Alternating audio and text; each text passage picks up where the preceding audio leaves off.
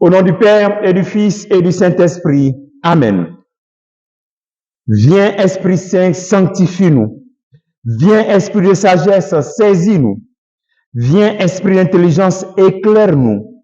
Viens, Esprit de conseil, avertis-nous. Envoie ton Esprit et tout sera créé et tu renouvelleras la face de la terre.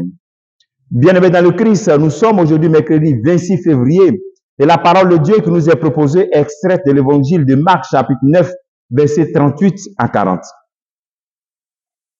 En ce temps-là, Jean, l'un des 12, disait à Jésus, « Maître, nous avons vu quelqu'un expulser les démons en ton nom.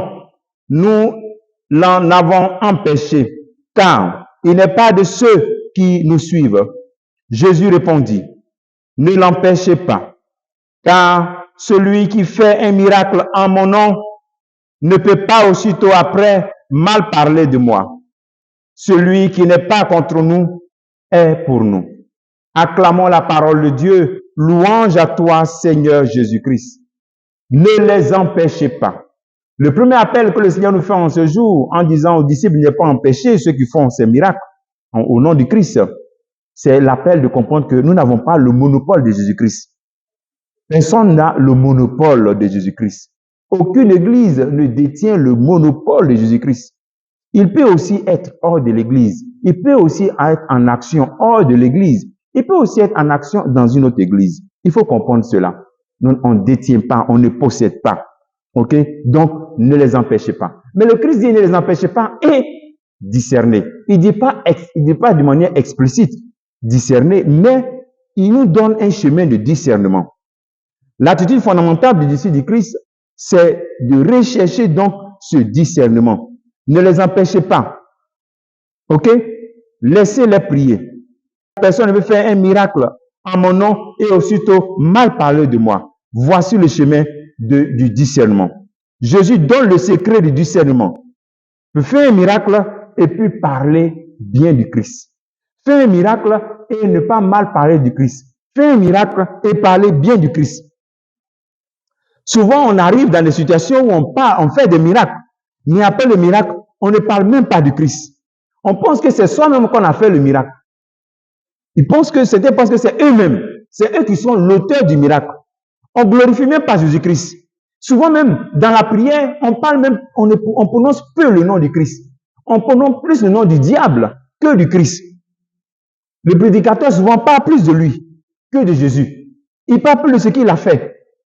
Et souvent, les miracles lui sont attribués. C'est lui qui a fait. C'est lui qui a fait. Lui là, il fait ça. Lui là, il est capable de faire ça. Voilà le chemin du discernement. Lorsqu'on rentre dans cette situation, peut-être que Jésus était au départ de cette situation, de cette prière, mais après, il n'est plus là. Parce que on s'attribue même la gloire du Christ. Voici le chemin du discernement qui peut te permettre à comprendre où il faut aller et puis où rester. OK? Ensuite, quand le Seigneur donne cette indication, qui est aussi un discernement implicite, il t'invite aussi à forger ton identité chrétienne. Parce que souvent, on est attiré par les miracles. Quand tu as forgé ton identité chrétienne, tu n'as pas besoin de te promener, de papillonner. Il y a des chrétiens qui n'ont aucune identité. Ils se promènent seulement. Ils vont pour celui-là parce que là, il guérit les malades. Ou ils vont chez celui-là parce que là, il prêche bien. Donc, ils n'ont aucune identité spirituelle. Alors, le Christ invite aussi à avoir une identité pour ne pas tomber dans le piège de courir après les miracles, de courir après ce qui est merveilleux, sans chercher lui-même sa personne.